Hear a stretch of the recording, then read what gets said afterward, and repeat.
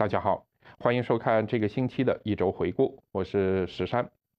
成都检察院以枉法叛逃等罪名对王立军提起公诉。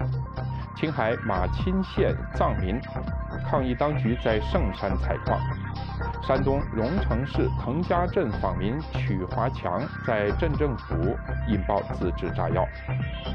云南循甸县民工到政府示威讨薪。江苏常州市钟楼区发生暴力拆迁。南京和浙江台州的出租车司机罢工维权。乌鲁木齐基督教家庭教会夏令营遭到公安的冲击。大批投资者在天津市政府外拉横幅请愿，要求归还血汗钱。曝光3鹿毒奶粉的上海东方早报记者简光洲被离职。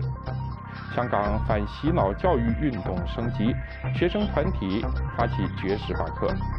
中共18大召开前夕，大批访民聚集北京。90年代中期以来，中国外逃官员超过15000人，带走8000亿元人民币的赃款。以上就是这个星期的一周回顾，我是石山，谢谢收看，再见。